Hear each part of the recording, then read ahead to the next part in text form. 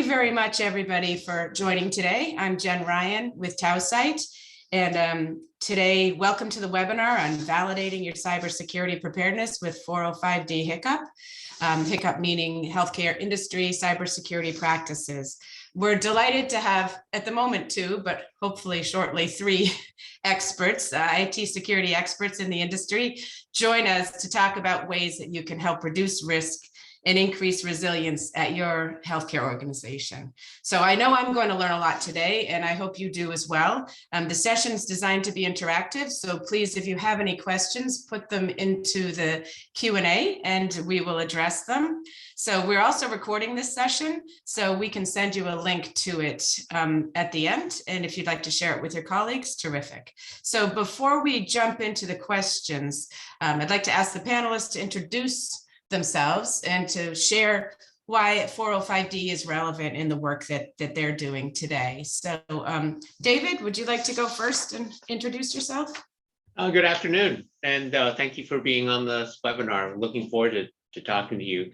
I'm David Ting. I'm the CTO and founder of Tausight. Many of you will know me as the CTO and co-founder of Imprivata from a long time ago.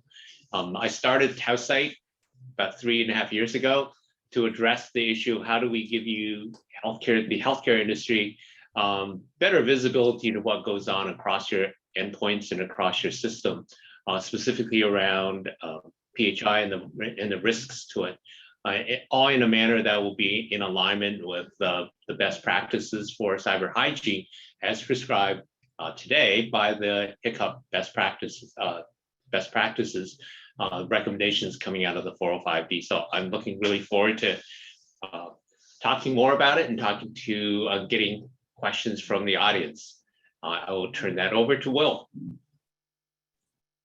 Thank you, David and Jen, and thanks for having me today. I'm Will Long. I'm Chief Security Officer and EVP for First Health Advisory. I've been at First Health Advisory about 1.5 years. We're a firm that helps healthcare organizations all over the country with implementing better cyber programs, and using NIST and 405D obviously are important frameworks in those programs. Prior to that, I spent 21 years in the payer side of the industry on IT and cyber work. And after that, I worked at Baylor Health and Baylor Scott & White, and was also the CISO at Children's Health in the North Texas area. Thanks again, Jen. Mute. Hopefully we'll have Aaron Neary joining us soon. I know he's trying to join. So let's get started. I think the first question we were going to direct to Will anyway. So let's start with a quick overview of 405D and the task group itself, and what is HICP, the acronym that people talk about so much. There are many different interpretations out there, and there's some confusion over which 405D HICP and how that relates to NIST. So Will, you've been doing this for years as a CISO. Maybe if you could take a moment to explain, your thoughts on NIST, 405D, the task group itself, HICP, how they all work together, how they relate, that would be very helpful. Thank you, Jen. I think they work together and relate very well. NIST is, of course, been around quite some time, and is a very comprehensive framework that you can build and measure your cyber program against. A very comprehensive set of controls. And HICP, or HICP, was put together several years ago, and it really targets, you can think of it as, the way I think of it, is a more tactical framework for especially smaller and mid-sized organizations. It works really well as a tactical framework to really focus on the major threats of the organization. And if you look at HICP and you see the 5 top threats and you look at that focus, the focus around email, ransomware, loss of data, encryption, accidental data loss, insider threats, connected medical devices, those major categories of threats, it works really well for an organization to focus around those. Inside of those categories, there's a lot of practical advice on how to implement a cyber program to protect against those threats. When you look at what are causing breaches today, or what are causing breaches in the past few years, many of the breaches involve lack of security controls or deficiencies in those areas. And so for some organizations, especially the smaller and mid-sized organizations, when I'm advising someone in the healthcare market in that space or that size, I tend to gravitate toward 405D first, especially for programs that are behind in their maturity curve, that are not where their peers are yet. We tend to use 405D as our guidance to really raising the bar quickly against those major threats. It's very important that you work against the major threats against your healthcare and understand what your threats are, understand where your weaknesses are. We still use NIST as a great framework for measuring the entire cyber program and the whole ecosystem of the protection of cyber and your risks. And it's still a great and I think they work very well together. I see many customers use 405D to be more tactical. What do they need to focus on now in short term? And how do they grow up into a complete program that is measured against NIST? Anything you think I missed there, Jen? I think that was very comprehensive. David, anything to add? No, I think Will, you summarized it really well. NIST is the underlying foundation that is similar to all the best practices used both in the US as well as around the world. The foundations of it are indisputable. Application of that broad framework to healthcare is what the 405D recommendations using the best practices in HICP being much more prescriptive to the current risks that we see in healthcare. And I think over time, those risks will change as we get better at defending and protecting. And I think the 405D recommendations will come out and evolve with it. I think it's a great baseline for healthcare to follow, to get to the cyber hygiene, to get to the status where you could say, I'm done all the things that fundamentally we should be doing in a complex environment such as healthcare. And Will, you certainly have seen a lot of healthcare systems and the challenges, and that was part of the things that we saw on the previous task force that recommended following this cybersecurity framework, and that became the basis for the 405B committee. So very practical. Great. That is actually a nice segue into my next question, David. So you were on the original HHS Cybersecurity Task Force, referred to as 405C, and you were one of the co-authors of the report that group published on improving cybersecurity in the healthcare industry. It's actually a 5-year anniversary. It was 2017 in June, right, that was published. Many people still use that report today as their guide, and just wondering, what big changes you've seen since you were on that initial committee and working on that report, which I think took a year for a group of the leading experts in the industry to pull together. And how does HICP align with what you were doing 5 years ago, and what gaps are there? Interesting, it's been 5 years, but when we started in 2015, 2016, it was really the spate of breaches that caused the Presidential Cybersecurity Task Force to be formed. And the initial thinking was, why can't we just adopt in healthcare the best practices from financial, transportation, energy, and manufacturing? And it became really obvious that healthcare was totally different. It had all the aspects of all the above, and increasingly even more distributed as healthcare becomes this ecosystem of care providers that all operate to deliver quality care for the patient. The thing that we wanted to do was to start with a framework and then narrow it down, and that's what the NIST Cybersecurity Framework, that's why it was chosen as the underlying foundational guidelines for best practices. I think the 405D did a great job in assessing, out of all those practices, what were the major risks that were being felt. you can remember that in 2016, we had the WannaCry attack, and just about the time we were ready to publish the recommendations, and WannaCry ransomware completely stopped the rollout of the recommendations for almost a month as healthcare focused on cleaning up. That hasn't changed. I think it's only gotten worse. I think the visibility to the concerns that we have in healthcare is even more pronounced now that we've survived the expansion of systems, allowed physicians to work at home, allowed more and more downstream care providers to take PHI data to work connected to the major healthcare provider centers. I think those are the things that we need to deal with, gaining more visibility to what's going on. Following on to that, that was actually with the genesis for why I started HouseSite. HouseSite was saying, we have so much need for visibility. We have so much data that we need to ingest and analyze for insight to find the things that will cause us breaches, will cause us concerns. We don't have the skills, the staffing that we need. We don't have the ability to retain those staff that can look over the threats and analyze what's going on.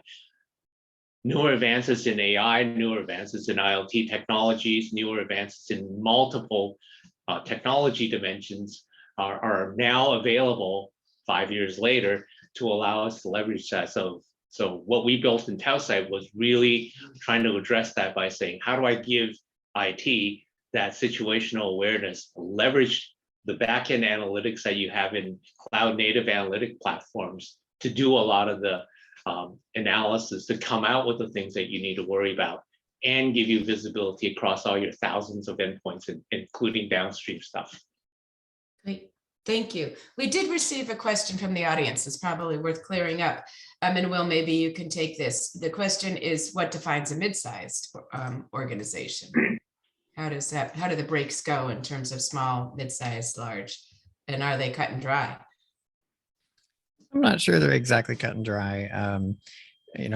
I've seen what I would call mid-size operations or healthcare systems have maybe a hospital or two or a few hundred beds, have relatively well-funded and mature cyber programs, and I've seen just the opposite. I've walked into healthcare systems with several hundred beds that have one cyber person and a set of tools that are terribly deficient. And I think it's more about where is the state of your cyber program, no matter what size you are. And I think 405D really helps give some clarity on where to start. What I see when I walk into organizations, whether they're a handful of clinics in a clinic organization, whether they're a 100-bed hospital, or maybe they're several hospitals and 10,000 employees, I see a lot of struggles with where to start. Maybe they've had NIST or other frameworks they've been using, and they have very large lists of gaps and risks and things that they need to address. And I think you really need a tactical approach to that, to where do you start? And 405D really provides some guidance on what are those risks. You should be working on all the gaps and things in your respective analysis or assessments that you've had that really target your biggest risks. That's where to start. And 405D really boils that down for those organizations. So that's why when I go into an organization, pretty much regardless of what size they are, I just see it more in the mid-market segment and the small market segment. I see more a more significant set of risks and gaps in those organizations. Typically, it's not always true, but typically I do. And 405D in those cases is a great place to start. It really allows them to, the problem is prioritization. What am I going to work on? I can't work on 49 things to build my cyber program. I need to be working on probably 5 that hit on the biggest risks first and get my maturity curve improving. And so that's why I think 405D is such a great, more focused, tactical, threat-based program of where to start in healthcare. Right, thank you. I was going to ask you about any specific approaches that you see as the most impactful. You kind of touched on that already. Anything else to add when the prioritizing seems to be top? Well, that's our first one. If you go to the 405D page and you go to the top 5 threats, the first one that's on the list is email security. And I think we all know, the examples. We can name many, many threats and risks and bad things that can happen with email security. And just having a comprehensive email security platform and program and implementing everything that you can around that. There's a lot of tactical advice on really building that up. And the awareness. Awareness is part of it with the employees. But, when you go back and look at the data and the stats and multiple different industry reports, so many breaches start with email. And that's why I think this is a good example of why is 405D relevant. It's got the top 5 areas that cause the most breaches. And you will also see, I think there's another question you wanted to ask me, and I might be skipping ahead, but if you look at what the insurance carriers are asking about your cyber programs, when you go to cyber insurance, there is a big overlap between what they will ask for and 405D. And why is that? Well, 405D is based on what are the threats against healthcare. What are the insurance companies trying to protect themselves against? They're trying to protect themselves against losses in healthcare. So what are they going to focus on? The biggest risks in healthcare and what's causing the breaches. And so that's why it's not a one-to-one, but you will see a huge overlap in what the insurance carriers dig into when they look at your cyber program and what 405D focuses on, because both they're looking for the big risks. Where are the biggest risks? Where can you move your maturity needle the fastest? And so that's where I think there's a lot of practicality to it. No, completely agree. I think increasingly as we talk to CISOs and CIOs, that overlap, the fact that the premiums have gone up, the fact that a lot of these carriers have had to pay out for remediation, the questions they're asking are now really addressing how are you securing it? Do you have a guideline? Do you have a framework? Are you addressing these critical threats that will cause us to have to pay out and clean up? I mean, this is just, I think over time, they will even do more due diligence to see how close you are to those guidelines. I'd be curious to have your perspective on that, Will, as our threats increase and cyber insurance keep going up. What are your thoughts on the carriers even being more prescriptive along that 405D? I'm already seeing it. I've helped a number of healthcare systems go through renewal processes in recent years, and I see a increasing due diligence. The questionnaires are getting longer. The interviews are getting longer. They're digging in and they're digging in more. I see them even deploying tools to look at your network and see what your posture really is. In other words, prove it. Don't just tell me you've got a great vulnerability management program and visibility. I'm going to take a look for myself. I've seen a lot more denials in the past few years, a lot more. When you look at the carriers, they really have 5 or 6 things. They're not a one-to-one exact match with 405D, but they're close. Mm-hmm. And I'm seeing a lot more of those top 5 turn into, if that's not mature, our answer is no, we don't need to go any further. And we weren't seeing that 5, 6, 7 years ago. It was, it's really drastically changed, and the carriers have gone from 25% loss ratios just a few years ago to 80%. 80 plus. That's what they're not. It's 80 plus now, and they're not. It's very hard for them to make money in cyber insurance. So it makes sense that they're going to dig in, and they know they're having to pay for these breaches. They have access to the forensics reports. They pay off these claims. They see the data. They know what causes these breaches. So it just makes sense that what they're digging into and what they're asking, those are what's causing them to lose money.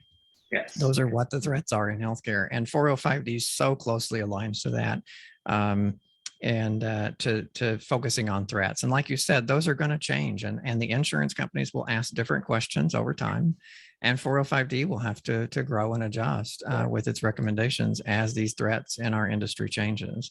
As you mentioned, not only is the cyber threat and bad actors and things that are going on changes, but healthcare is changing, technology is changing, care delivery is changing, remote work, COVID also obviously pushed lots of change. And healthcare by itself, I talk to lots of people that ask me, about healthcare that work in other industries. And just understanding the complexity of the healthcare model itself is so complex, and it makes it harder to secure. Complexities, anything that is more complex is harder to secure. And as somebody coined the phrase, complexity is the enemy of security.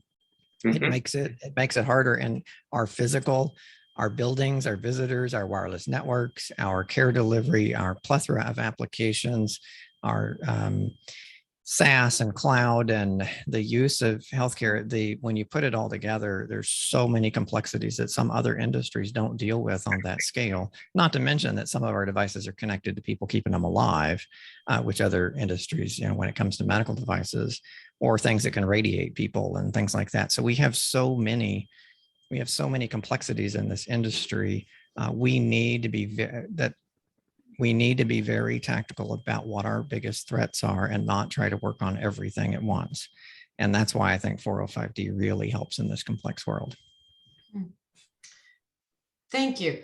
I see we have a very good question, but just to stick on this topic of breaches for a moment, can we just switch gears and talk about HR 7898, what's referred to as the Safe Harbor Act, that was signed into law in 2021. So maybe, Will, if you could explain how it works. I know that we'd like to know, is HICP a recognized security practice under that law? And, how can healthcare providers use HICP to make sure that they're doing the due diligence and that they can prove that they've been taking the right steps? So maybe a little bit about what's called by some Safe Harbor. David thinks about it too, yeah. Actually, it is in HR 7898. It's not a very long document. I encourage everybody to go read it. It's about a page and a half, so it's not complex. It's not a 2,500 page bill or anything. So I encourage you to read it, but yes, it does call out NIST and 405D, the HICP, as recognized security practices in that law. That became law, I believe, January. Correct me if I'm wrong, David, if I get my dates wrong. I think it was January 5th of 21, yes. I think is when it became law. And it calls in there for you need to show that you're meeting best practices and doing that due diligence for the previous 12 months. And so you need to do assessments, you need to continually analyze, you need to show progress. And if you do, then it does provide guidance for reducing the fines, reducing the time of the audits and the scope, and keeping.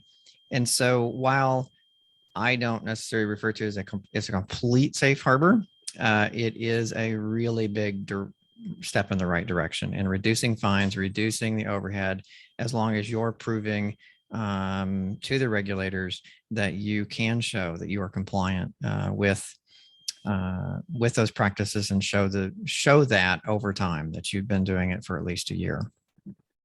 Anything to add on that, David?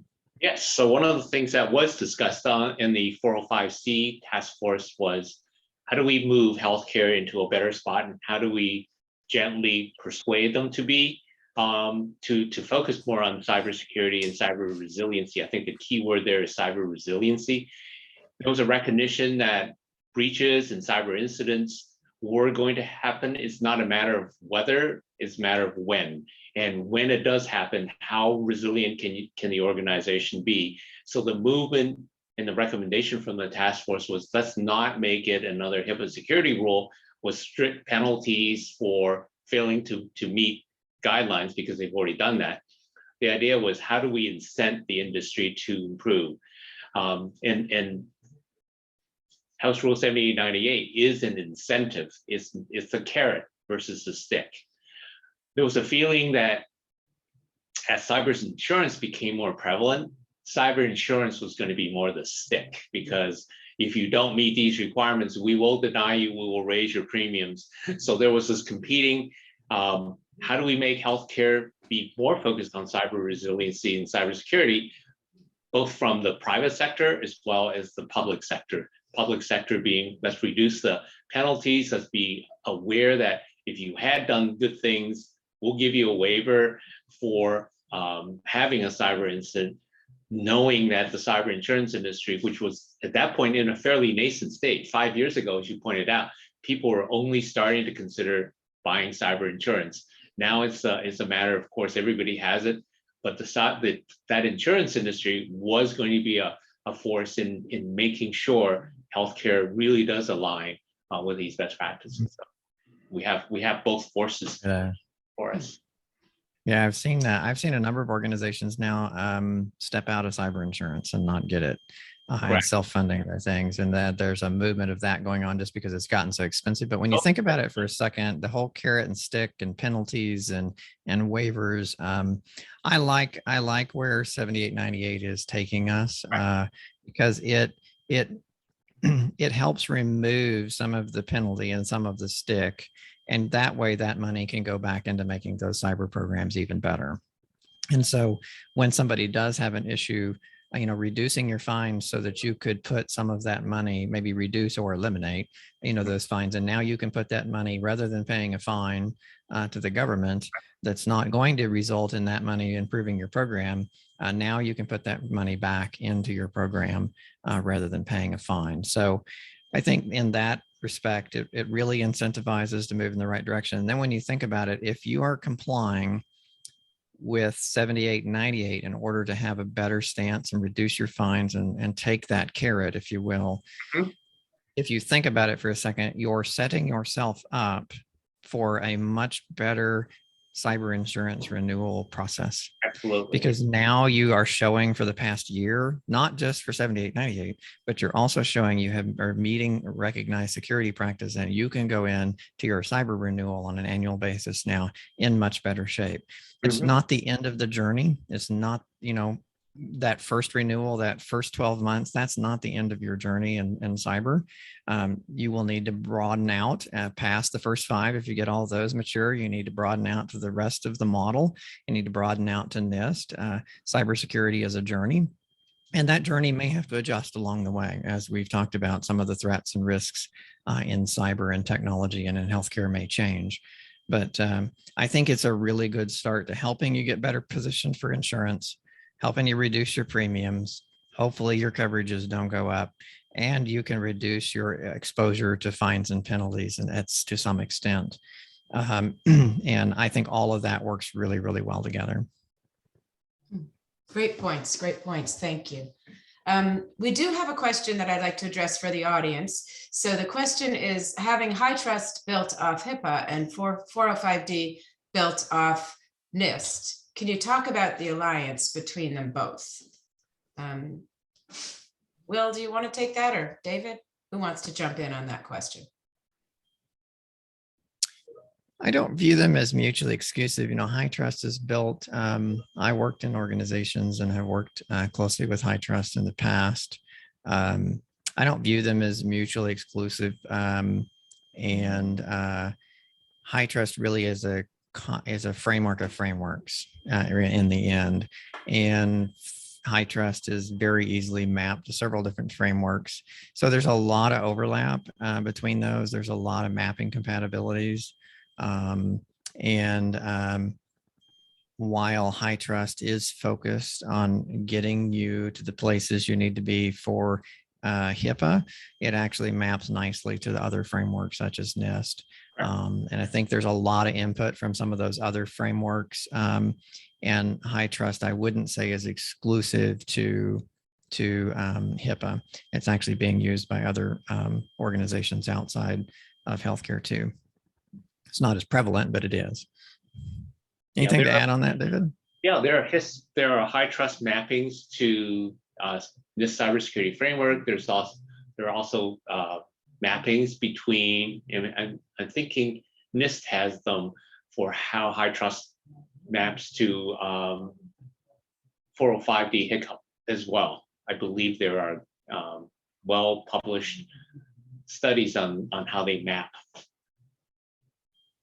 Great, good. Okay, another question, just switching gears a little bit.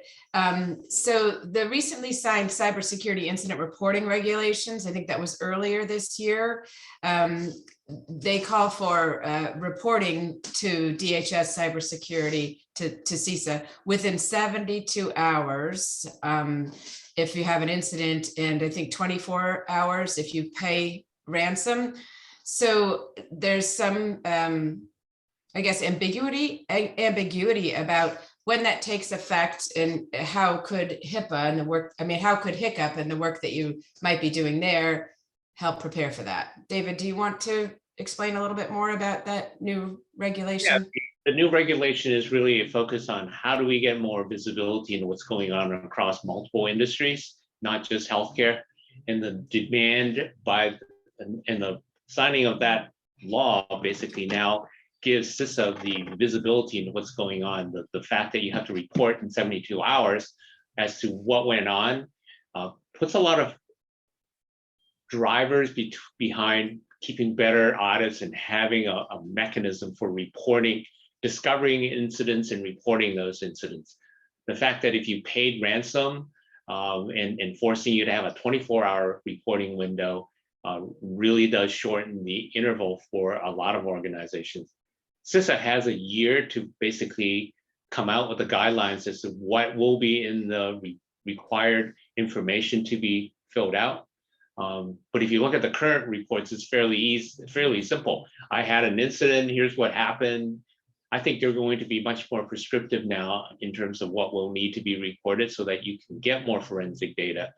And I think it goes back to how do healthcare organizations start to think in terms of keeping those better, that level of forensic detail and understanding what goes on across their system so that they can do better incident reporting, they can have better forensic, they can start to think about how you build up a immutable audit trail that won't be attacked as part of the attack, that won't be compromised as part of an attack, so that you can report, you can recover faster, and you can also share that the attack patterns, the TPTs, if you will, to the other industries.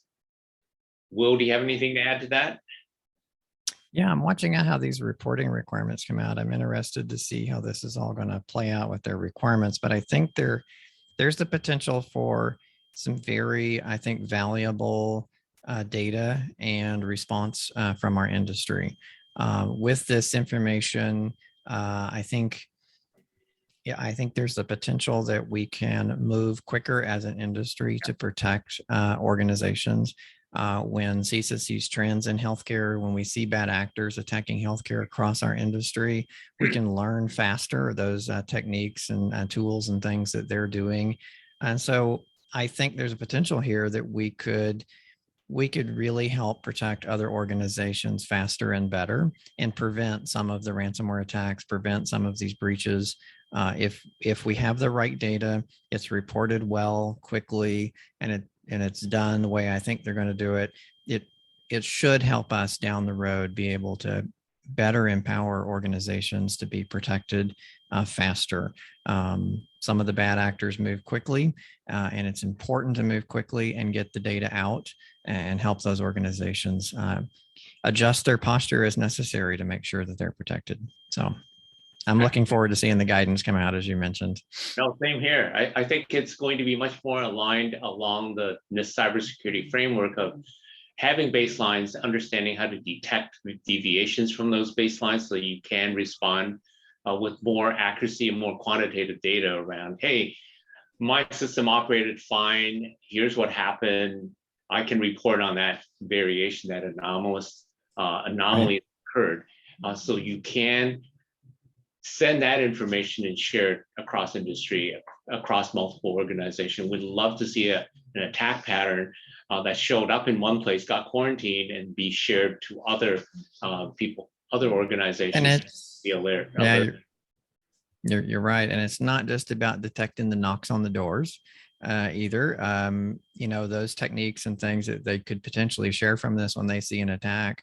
If we learn that a bad actor is targeting healthcare and maybe they've already breached many healthcare organizations and they're laying low for their attacks, if we can spread the right information to those organizations and learn what's going on, and we can detect and help organizations find those bad actors in their networks before all of the damage is done, then it's the right thing at the end of the day. And we will have not only protected these organizations' networks and systems, but ultimately protected the patients that they care for. I think if you look at it, if we look at HR 7898 and HICP, the whole model is, how do you first get into a good state relative to cyber hygiene, but also now moving past that to getting more advanced, getting more visibility to how do we detect and track the forensic data that we will need to respond or detect variations and respond to bad things. Oh, you're so quick with that, Will. Thank you, Will, for doing that for us. Great. Okay, well, we're running out of time here. Let's just have one last question. And if anybody in the audience has questions, please send them in. Thank you. That was a good question we just got from Lisa, and Will has posted the link that she's interested in.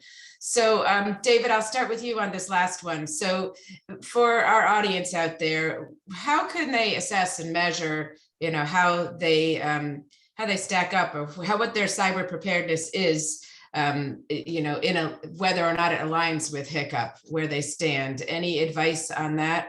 And I guess we've discussed why it's important, but just how can you get into that groove of making sure you're constantly adhering? So I think Will hit it earlier on, that there are two volumes, the small, and then small, medium, and large. If you read both, you start and say, hey, if I can only meet the stuff in the first volume for small and medium, I've got a lot of the dimensions covered. The metrics that are in the volume 1 that relates to very practical things like percentage of encrypted machines, use of privileges, use of finding out how well you're patched across all your machines, that you're patched to the latest references. Those are fundamental things that you should look at and say, these are metrics, these are quantifiable numbers that I can show. If I can see that my system is staying at those metrics where I can get, let's say 95, 98, 99% of all my machines are encrypted, that I have really good patching, that I know that my PHI on these machines are all protected or encrypted at least, and have good access privileges, that I don't have a really high percentage of privileged users roaming around with privileged accounts. You're starting to get to that. And the best practices isn't something that you should just apply once to get your insurance carrier to say, hey, you've met the requirement. This is something that you really need to do continuously. It's one of the things I'm